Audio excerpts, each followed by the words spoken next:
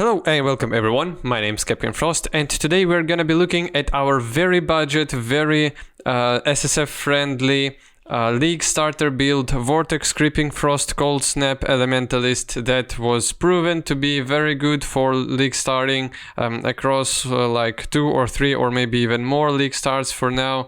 It is quite popular in SSF, especially because you don't really need any investment for this build to be going. You do have a big chunk of your effective hit pool that will help you not struggle against any mobs. It will give you an opportunity to tank as many things as you want to, but with like a reasonable content in mind. So yeah, it's not like you're gonna go for wave 30 of Simulacrum and have no problems, but it still will guide you through all content in the game that is basic, where you can farm your more expensive items, your more expensive gear. Yeah, so this is very good SSF friendly, so solo friendly budget build that we will gonna be looking at. From the guy who played it on Solo Self-Found. We're gonna look at day 4 snap shot of the build. So here, as you can see, it's day 4 of SSF Crucible, and here we have Vio Bay and Bird. So yeah, this guy was pretty high on experience in SSF. As you can see here, we have something closer to, there's a bit more in here. So yeah, so Creeping Frost is 450k DPS, your Vortex is 500k DPS, and your Cold Snap is as well, yeah, it's like 100 to 200 K DPS. In total, you have something closer to 1 million DPS, and that's all with configuration against Guardian Pinnacle boss. If you were to go for regular mobs, it's gonna be more, and that's without any checkboxes here. So it is bigger, but it's just for me not to deceive you in any way, shape or possible. So it's just here, it's honest, it's very simple for you to construct this character. It's very simple for you to play this character. It is efficient. It's not as it isn't a biggest clear speed character, but it really does pretty well with bosses. It has just decent, good enough clear speed, and it's very, yeah, it's just easy a spellcaster for you to start, especially if you want to respec your witch afterwards with not having to level up a second character. If you're playing on trade, for example, it's gonna be pretty cheap to buy enough regrets in order to just respec your character into something completely else. Yeah, so let's probably start with talent tree. Yeah, let's go and look at our pop here back. I forgot to check to swap here. So yeah, let's go for and check everything that we have in this setup.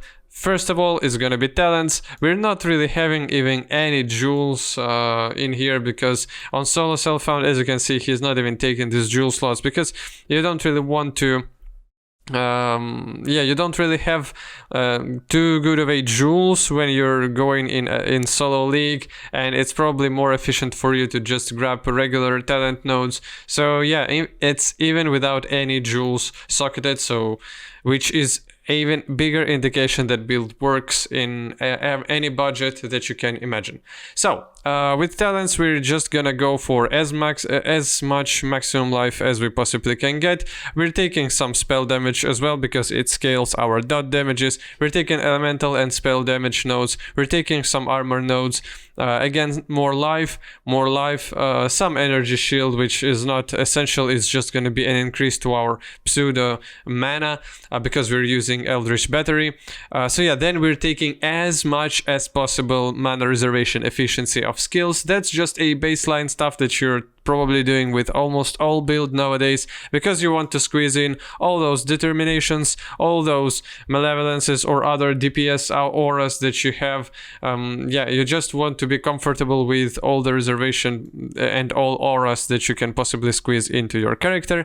Then we're taking some spell suppression again for us to have additional defensive layers here. We're getting some AoE we're getting a stuff that gives us damage with chill or effect of chill, and there are very juicy nodes here, and we're chilling and freezing enemies constantly. That way you're guaranteed to proc all these talent nodes. We're taking Eldritch Battery, which will help us reserve even more our mana, because we don't really need to think about our mana, because we do have our Eldritch Battery that will it will be so your energy shield will be on top of your mana, and you will spend it on your spells instead, and this way you can use your blessing, your divine blessing, so that's an extra aura on top.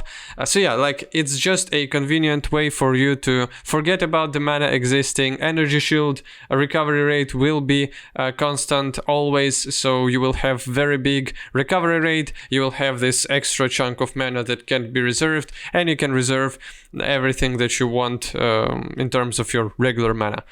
Then we see we're taking additional curse that we can, Whispers of Doom. It's very powerful as well. More mana reservation efficiency, more cold damage multiplier, some spell damage leached as energy life, as energy shield. So yeah, that's just your additional stuff.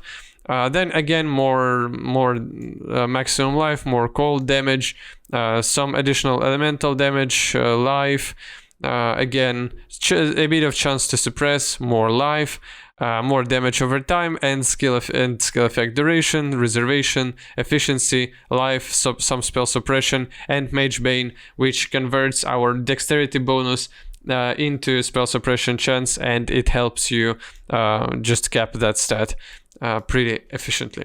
So yeah, you need to think in mind when you're looking at your damage numbers that on single target you will have Vortex, Creeping Frost, and Cold Snap all up simultaneously, so you need to combine those things in order for you not to be scared by these relatively small numbers on each individual spell. So yeah, let's go for the skills themselves. To be honest, with items, as you can see here, it's only rare items are there, and they're not just your insane items by any means. So it is for me to show you that this is a very budget-friendly setup, and you can have a bunch of stats, a bunch of defensives, a bunch of offensive stats without any uniques, any pricey items. So let's go for the skills. Our main 6-link is gonna contain 2 active spells. It's gonna be Creeping Frost and Vortex in here. So Creeping Frost is an attack where you're shooting these projectiles, and they're blasting, and then there is an area of cold dot that kills enemies. So that's for your just like clear, not not under you. I'm gonna say it like that. So yeah, you can splash your enemies way further. Then Vortex you can use it on your just left mouse button, and Vortex, it's an instant spell. It will spawn under your feet, and it will be just this cold vortex that deals dot damage, and it's instant. This way you can use it on left mouse button, and it will just constantly spawn these vortexes. So yeah, we're taking here Swift Affliction, Hypothermia, Control Destruction, and ally focus. So mostly all multipliers for ally damage, for spell damage. Hypothermia is again, and more multiplier, and additional chance to freeze, with Swift Affliction being more damage again. Then with our Val Cold Snap, Val version is very good for you to clear legions, or like this big numbers of monsters where your Val Cold Snap can go through, and a regular Cold Snap is just an additional active button that you can press, and just target enemies around you. With efficacy, Hypothermia, and Bone Chill. Bone Chill gives us damage multiplier for our Creeping Frost and Vortex both as well, so that is very good, that is very nice. And we can generate some charges from some frenzy charges from the Cold Snap as well. Then we have our Frost Blink, Frost Bite, and ally weakness in our socketed weapon. As you can see here, there is our weapon. It's nothing special, so there is no multipliers for you to auto proc it or anything like that. You can just, yeah, so with Frost Blink, it's your blink spell if you need to dodge something. Frostbite and Ele Weakness, they both reduce enemy essentially cold resistances that we are interested in. They reduce those. We have even more reduces on our Ascendancy talent tree. Here with Mastermind of Discord, your exposures inflict an extra minus 25% to affected resistances, and we have exposure as well, so enemies probably will quite often have minus resistances instead of plus resistances, and that's very, very big damage multiplier. By the way, if we needed to look at our Ascendancy as well, so we're taking Mastermind of Discord, which I've already described. Heart of Destruction, it's just basically either AoE increase or damage increase from time to time. Then we're taking Shaper of Storms. It's just free shocks, so that will be additional damage multiplier, and Bastion of Elements, that gives you additional defensive buffer against ele damage. That recharges from time to time as well. So yeah, it's your Primal Aegis in here.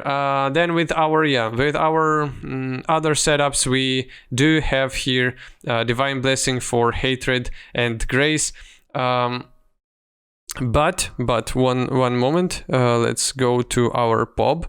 Yeah, and let's find this this thing here. As you can see here, Grace is not linked to Divine Blessing into Inspiration, because from Grace you need this effect constantly, not like with Hatred. Hatred is more of a damage buff that you need only on bosses, and this way with Divine Blessing and Inspiration, which reduces mana cost of the Hatred, you will have additional active button that you will press, and it will spend a bunch of your energy shield, and then you will have Hatred for like 10 or something seconds. And with Grace is not linked here, so it's not a Divine Blessing, and we have Grace constantly. That's why we have such a high evasion rating with this build. Your Grace is just a straight up your defensive ability, and this is your active damage boost. Then Malevolence is your passive damage multiplier as aura. Again, that's why we need so much mana reservation efficiency, because we want to use all these different auras. We do have Val Molten Shell with custom damage taken, so regular Molten Shell will proc. Val Molten Shell you can use whenever you need to. We have Defiance Banner that will increase our evasion rating and armor. And then with our last link, it's Determination, of course, your armor aura that gives you just a bunch of protection against physical damage, shield charge with faster attacks for us to zoom through maps. Yeah, that's all convenient, that's all obvious, and it all works pretty well. Then with our items, what do we have here? We have some just cold damage, spell damage, cold damage multiplier, and +1 to level on our main weapon. It's almost bare bones, and it's everything that you need for this build, for the damage on the build. Then we do have as much spell suppression as we can get on the shield. We do have some life here, and some dexterity that probably can be way higher than it is here. Then with our helmet, we do have some fizz damage taken as fire. We have increased Frostbite curse effect, some armor, evasion, as you can see, pretty high base armor and evasion, some resistances and life. With body armor, again, almost everything is the same, as much armor, evasion, resistances, and max life, and chance to suppress. Then with our gauntlets, we're taking Inflict Cold Exposure on hit, which will be very, very handy. So with your every hits, and even though your damaging abilities are dots, they still have this hit part to them as well, even though it's not the main damage that you're gonna deal towards your enemies. But it still will inflict cold exposures on enemies, and that's what you need essentially, especially with paired up with your talent So we don't need any extra buttons to inflict cold exposures on enemies. Yeah, again, in mods, it's just life resistances, nothing else. With our boots, we're taking onslaught generation with increased movement speed. Yeah, so onslaught will give you even more speed. We have some resistances, life, drops, sapped ground. Yeah, pretty good, but not essential. We do allocate Ash, Frost, and Storm with our anointment, and then with stats on our amulet, we do have some attributes here: +1 to level of all cold skill gems. Yeah, and other stats are not really that good here. Then with our rings, we just do have regular rings, especially with some additional chaos res here. So it's amethyst rings, so life, resistances, again another amethyst ring, life, resistances, some increased damage, some strength on it, nothing special. And with our belt, we see here crystal belt that will give you a bunch of flat energy shield that you need for you to have this. For your Eldritch battery to work, for you to have some extra mana, essentially, with some additional maximum life and a bunch of res. With our flasks, we do have here Divine Life Flask that gives you immunity to Bleeding Corrupted Blood. We do have here Grey Knight Flask that gives you a bunch of armor, Quartz that gives you phasing and additional chance to suppress spell damage. The Quicksilver for you to have more speed, and Basalt Flask that gives you more armor. So yeah, that's essentially it. There's nothing too hard and special about how you need to build this character in mind. It's quite simple, it's very effective, and it's very cheap. So yeah, if you've enjoyed this video, hope you're gonna like the video and subscribe to the channel. If you want more videos about budget-friendly guides, then let me know in the comments, because there was some notion in my comments in some last videos that people want more budget budget guides. So there you have it. Have a good day. Goodbye.